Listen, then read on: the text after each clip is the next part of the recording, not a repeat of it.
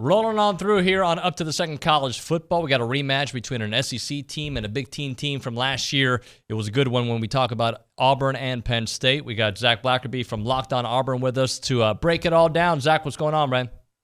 Man, I'm just so glad that college football is back. I'm sure you are too, brother. I don't know. After my last week, I don't know. No, I'm kidding. Let's get it. For those who don't know, obviously the A&M game was not fun for me.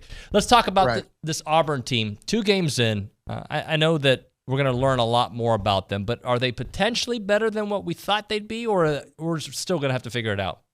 I think it's impossible to know. I mean, I think a lot of Auburn folks may feel a little bit more optimistic if they would have blown out San Jose State last week. Obviously, that didn't happen. They actually had to come back, which I would not have predicted going into it. Running the ball, I think, is an issue, which is kind of what needs to be the strength of this team with all the questions of quarterback, whether it appears it's TJ Finley, then Robbie Ashford kind of having that rotational role. But man, until they do it against a good team and beat a good team, I think all the critics are still going to be pretty I think they're going to be hard on Harsin. Is Zach Calzada not even in the picture right now? Is he still coming back from injury? Is he just running with the threes? What's the story with him?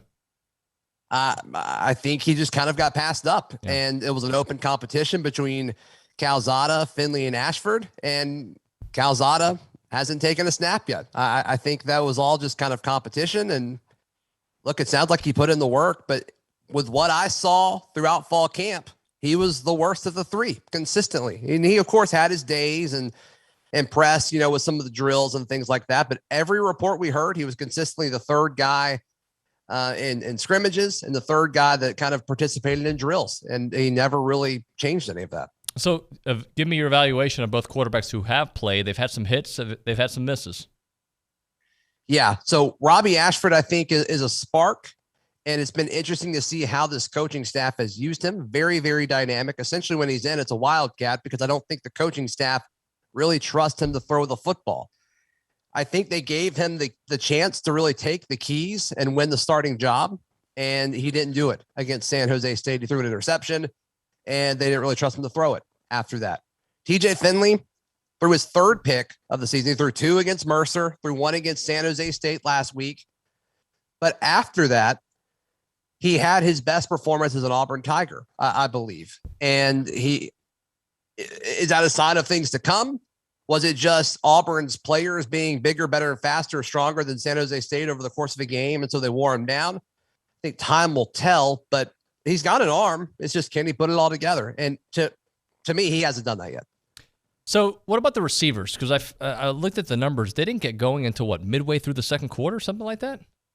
Yeah. There was so much talk about the wide receivers. They brought in Coy Moore from LSU.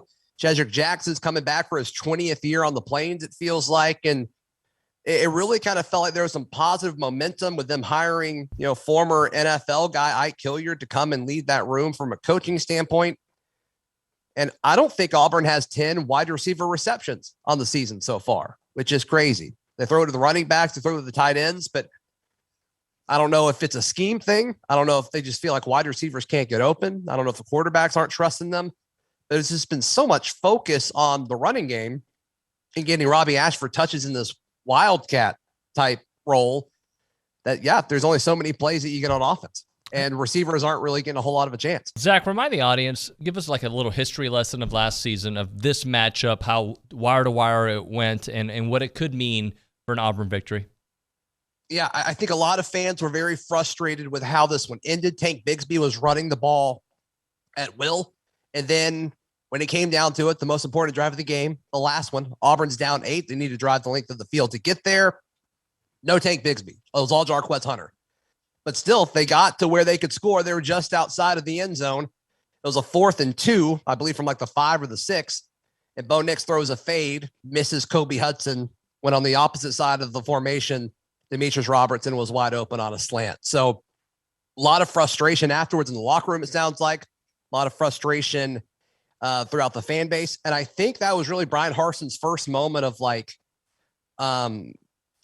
it's different here in the SEC, because he was asked a million times, why the fade in post game.